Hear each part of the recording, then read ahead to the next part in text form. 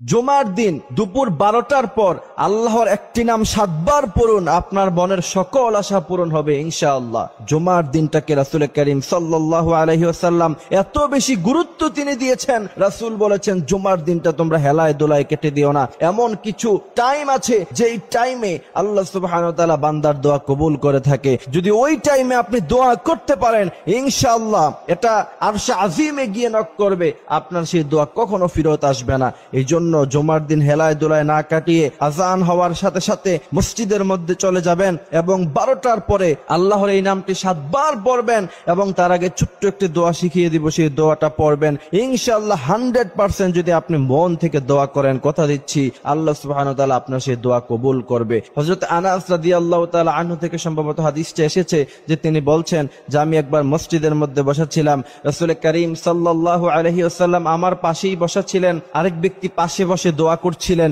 যে আল্লাহ আপনি আমারে জান্নাত দিয়েন, আল্লাহ আপনি আমার দুনিয়ার জীবন সুন্দর করে দেন। রাসূল করিম সাল্লাল্লাহু আলাইহি ওয়াসাল্লাম বলেছেন, হে আনাস তুমি কি জানো যে আল্লাহ পাক তার সব দোয়া কবুল করে নিচ্ছেন? হযরত আনাস বললেন আল্লাহু ওয়া রাসূলুহু আ'লাম, আল্লাহ এবং আল্লাহ রাসূল ভালো জানেন। তখন রাসূল করিম সাল্লাল্লাহু আলাইহি ওয়াসাল্লাম বলেছেন যে ওই ব্যক্তি দোয়া করার আগে পড়েছে ইয়া হাইয়ু ইয়া কাইয়ুম বিরহমাতিকা নাস্তাগীস। তবে জানো আনাস, এই দোয়া পড়ে যদি কোনো ব্যক্তি দোয়া করে আল্লাহ পাক সাথে সাথে তার দোয়া কবুল করে নেয়। সুবহানাল্লাহি বিহামদিহি সুবহানাল্লাহিল আযীম। এই জন্য জুমার দিন দুপুর 12টার পরে এই দোয়ার সাথে সাথে আল্লাহর একটি নাম আছে যে নামটি যদি 7 বার পড়ার পরে আপনি দোয়া করতে পারেন ইনশাআল্লাহ আশা করা যায় আল্লাহ পাক সাথে সাথেই আপনার দোয়া কবুল করবে। আল্লাহর সেই নামটি হচ্ছে আর রহমান, আর রহমান, আর রহমান। আল্লাহর এই নামটি আপনি 7 বার পড়বেন, তার আগে পড়বেন ইয়া হাইয়ু ইয়া কাইয়ুম বিরহমাতিকা নাস্তাগীস। আপনি এই দোয়া পড়ার পরে এরপরে আর রহমান আল্লাহর এই গুণবাচক নামটি 7 বার পড়ার পরে যদি দোয়া করতে পারেন ইনশাআল্লাহ আল্লাহ পাক আপনার মনের সমস্ত আশাই পূরণ করে দিবে।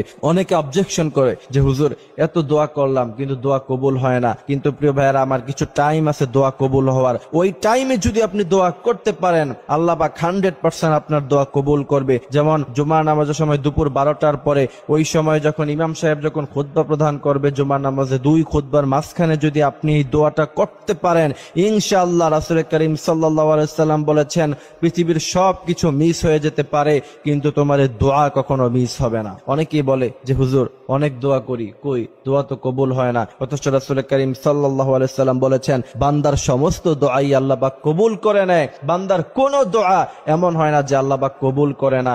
তবে আল্লাহ পাক কিছু দুনিয়াতেই দিয়ে দেয়। যেমন আপনি 2টি গাড়ি চেয়েছেন, আল্লাহ পাক আপনাকে 1টি গাড়ি দিয়েছেন। আপনি 2টি ফ্ল্যাট চেয়েছেন আল্লাহর কাছে, আল্লাহ পাক আপনাকে 1টি ফ্ল্যাট দিয়েছেন। রাসূল করিম সাল্লাল্লাহু আলাইহি ওয়াসাল্লাম বলেছেন ওই যে অংশটুকুন আপনাকে দেয় নাই, কিয়ামতের ময়দানে কঠিন বিভীষিকাময় দৃশ্যে আল্লাহ পাক আপনাকে ডেকে বলবে বান্দা এদিকে আসো, ওই যে তুমি দুনিয়ায় 2টি গাড়ি চেয়েছিলে আমি তোমাকে 1টি দিয়েছিলাম, যাও আজকে আমি তোমাকে জান্নাত দিয়ে দিলাম। সুবহানাল্লাহি ওয়া বিহামদিহি সুবহানাল্লাহিল আযীম। তখন বান্দা চিৎকার দিয়ে বলবে আল্লাহ আপনি যদি আমাকে দুনিয়ায় কিচ্ছু না দিতেন তাহলে আমি আজকে কতই না খুশি হয়ে যেতাম। এই জন্য আমরা হতাশ হয়ে পড়বো না। আল্লাহ পাক বলছেন মুমিন যারা আছে তারা কখন হতাশ হয়ে পড়ে না, তারা দোয়া করতে থাকে। আপনি দেখেন ইউনূস আলাইহিস সালাতু ওয়াস সালাম মাছের পেটে চলে গেছেন, হতাশ হন নাই। ইব্রাহিম আলাইহিস সালাম আগুনের মধ্যে ফালিয়ে দেওয়া হয়েছে, হতাশ হয় না। এই জন্য আমরা কি তিনাদের চাইতে বেশি বড় বিপদে আছি? এই জন্যই তো আল্লাহ বলছেন ইয়া ইবাদিয়াল্লাযীনা আসরাফু আলা আনফুসিহিম লা তাকনাতু মির রাহমাতিল্লাহ। আমার বান্দারা তোমরা কখনো হতাশ হয়ে পড়বা না। হতাশ যদি হয়ে পড়ো মনে রাখবা শয়তান তোমাদেরকে ওয়াসওয়াসা দিতে দিতে জাহান্নাম পর্যন্ত নিয়ে পৌঁছাবে। এজন্যই আল্লাহ বলছেন ওয়ালিল্লাহি খাযাইনুস সামাওয়াতি ওয়াল আরদ। আমার বান্দারা আমার কাছে চাইতে তোমার সমস্যা কোথায়? গোটা পৃথিবীর মালিক যদি আমি তোমাকে বানিয়ে দেই, গোটা পৃথিবীর মধ্যে যত মানুষ আছে প্রত্যেকজন মানুষকে যদি আল্লাহ পাক এক একটি পৃথিবীর মালিক বানায়া দেয় তাও আল্লাহ পাকের খাজানা থেকে কিঞ্চিত পরিমাণ কমে যাবে না। এই বিশ্বাস এবং ইয়াকিন রেখে যদি আপনি আল্লাহর কাছে চাইতে পারেন ইনশাআল্লাহ দেখবেন আল্লাহ পাক আপনার মনের সকল আশাগুলি পূরণ করে দিচ্ছে।